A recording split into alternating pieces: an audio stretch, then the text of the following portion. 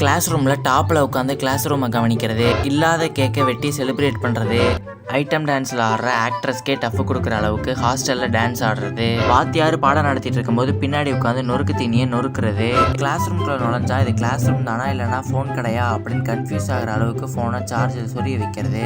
இந்த மாதிரி கிளாஸ் ரூமில் நடந்த அஜால் குஜால் சம்பவங்களுக்கு தான் இன்னைக்கு நம்ம ரியாக்ட் பண்ண போகிறோம். அதுக்கு முன்னாடி நம்ம சேனலில் நீங்கள் ஃபர்ஸ்ட் டைமாக பார்க்குறீங்க அப்படின்னா நம்ம 1K சப்ஸ்கிரைபர்ஸை அச்சீவ் பண்ணுறதுக்கு அந்த சப்ஸ்கிரைப் பட்டனை ஒரு அழுத்தி நம்ம ஃபேமிலியில் ஜாயின் ஆகிக்கங்க ஃப்ரெண்ட். இப்போ இந்த வீடியோவை ஆரம்பிக்கலாங்களா? எல்லா பசங்களுமே படிச்சு தான் டாப்புக்கு வரணும்னு ஆசைப்படுவாங்க.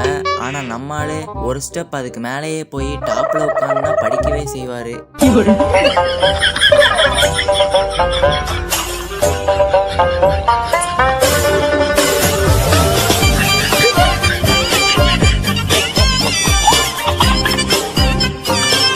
யார் சாமி எங்கிருந்து வந்திருக்கான்? இதுக்கு பேர் தான் செல்ஃப் கான்ஃபிடன்ஸ்ன்னு சொல்றது. தான் டாப்புக்கு வரதுக்கு முன்னாடி டாப்ல உட்காந்து படிச்சு தான் டாப்பா தான் வருவோம் அப்படின்னு நம்புறாரு.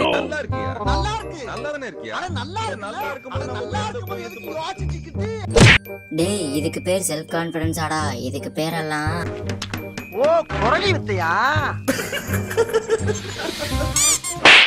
பையனை ஹாஸ்டல்ல சேர்த்து விட்டு படிக்க விட்டமே, பையன் சோத்துக்கு என்ன பண்றானோ அப்படின்னு பேரண்ட்ஸ் எல்லாருமே கவலைப்பட்டுக்கிட்டு இருக்க, அந்த பக்கம் அந்த பையன் ஹாஸ்டல்ல எப்படி என்ஜாய் பண்றான்னு பாருங்க கைஸ்.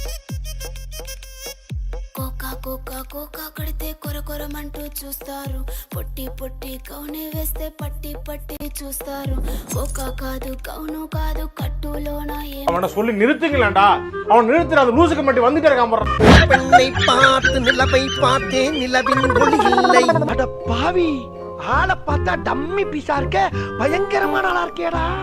பையனை ஹாஸ்டல்ல சேர்த்து விட்டமே, என்னாச்சோ ஏதாச்சோ அவன் என்ன பண்றானோன்னு தெரியாம கவலைப்பட்டு இருக்கிற பேரண்ட்ஸ் அந்த பக்கம் இருக்க, இந்த பையன் என்னடானா ஐட்டம் டான்ஸ்ல வர ஆக்ட்ரஸ்க்கே டஃப் கொடுக்குற அளவுக்கு டான்ஸ் ஆடுறான். ஆனா சும்மா சொல்லக்கூடாது கைஸ், அந்த பாட்டுக்கும் இந்த பையன் ஆடுற அந்த டான்ஸுக்கும் எவ்வளவு பெர்ஃபெக்டான சிங்க். ஆனா அந்த பையன் ஆடுற அந்த கோலத்தை மட்டும் அந்த பேரண்ட்ஸ் மட்டும் பார்த்தாங்கன்னா அன்னைக்கே அவன் சோழி முடிச்சது போலயே. சோழி முடிச்சு. உங்களுக்கு வாழ்க்கையில் என்னைக்காவது ஒரு நாள் பிறந்த நாள்ன்ற ஒன்று வந்தே தீரும். ஆனால் அப்படி வர பிறந்த நாளைக்கு கேக் வெட்டி செலிப்ரேட் பண்ணுறதுக்கு உங்ககிட்ட காசு இல்லையா? நீங்கள் கொஞ்சம் கூட வருத்தமே பட வேண்டாம் கைஸ். ஏன்னா உங்கள் பர்த்டேவை கேக் வெட்டி செலிப்ரேட் பண்ணுறதுக்கு காசு தேவையில்லை. ஒரு கருப்பு கலர் போர்டு இருந்தால் போதும் கைஸ். என்னங்க எனக்கு ஒண்ணுமே புரியல. அதுதானப்பா எனக்கும் புரியல. அது என்னன்றத கொஞ்சம் நீங்களே பாருங்க கைஸ்.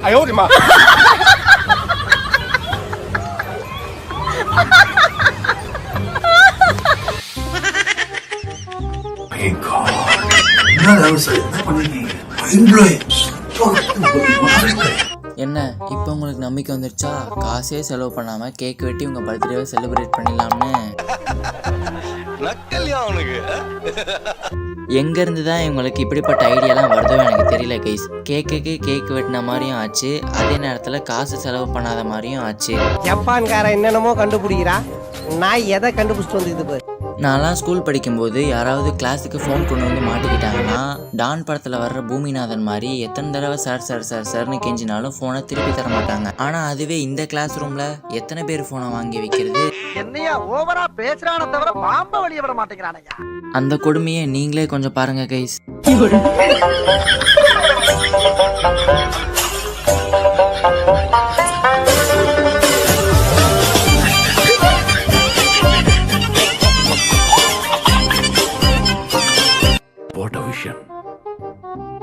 என்ன ஒரு தாட், அசந்து போயிட்டாங்க என் டீம்.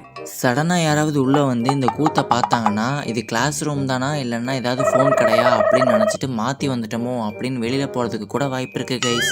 இந்த காலேஜில் படிக்கிறவங்க காலேஜுக்கு வர்றதுக்கு காரணமே அவங்க ஃபோனை சார்ஜ் போட்டுக்கிறதுக்குன்னு தான் நினைக்கிறேன் கைஸ். நான் இந்த வீடியோவை பார்த்துட்டு இருக்கிற புண்ணியவான்ஸ் யாருக்காவது இந்த காலேஜ் எங்கே இருக்குன்றது தெரிஞ்சதுன்னா மறக்காமல் அதை கமெண்ட் செக்ஷனில் போட்டு விட்டு போங்கப்பா. மற்றவங்க வேற எங்கேயும் போய் சேர்ந்து துன்பப்பட்டு துயரப்படாமல் அங்கே போய் சேரட்டும். அப்பல இவன் தான் எங்கேயோ செமத்தியா வாங்கியிருக்கான், இங்க வந்து வேற எவனோ வாங்கின மாதிரி அவுத்துறான் பாத்தியா. பொதுவாகவே கிளாஸ் ரூமில் ஃப்ரண்ட் பெஞ்சில் உட்காந்துருக்கிறவங்க கிளாஸை கவனிப்பை மெயின் கவனிச்சிட்டு இருப்பாங்க. அதுவே பேக் பெஞ்சில் உட்காந்துருக்கிறவங்க ஒன்றே கிளாஸை கவனிப்பாங்க, அது இல்லைன்னா பக்கத்தில் இருக்கிறவங்க கிட்ட பேசிகிட்டு இருப்பாங்க, அதுவும் இல்லைன்னா வாயை கிரைண்டர் மிக்சினாக மாற்றிடுவாங்க. அதே மாதிரி இந்த பொண்ணு பின்னாடி உட்காந்து நொறுக்கு தண்ணி நொறுக்கிட்டு இருக்கும்போது பாவம் கேமரால மாட்டிக்கிச்சு.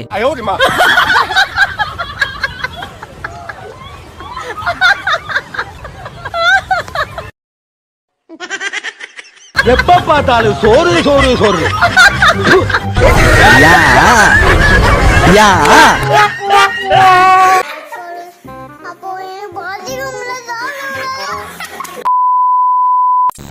சரி, ஓகே கைஸ், இன்னைக்கு நம்ம இந்த வீடியோடைய கடைசியில் இருக்கோம். இந்த வீடியோ உங்களுக்கு பிடிச்சிருந்தது அப்படின்னா மறக்காம அந்த லைக் பட்டனையும் சப்ஸ்கிரைப் பட்டனையும் ஒரு தட்ட மறந்துடாதீங்க. அடுத்த வாரம் இதே மாதிரி இன்னொரு நல்ல வீடியோவில் சந்திக்கலாம். Catch up later.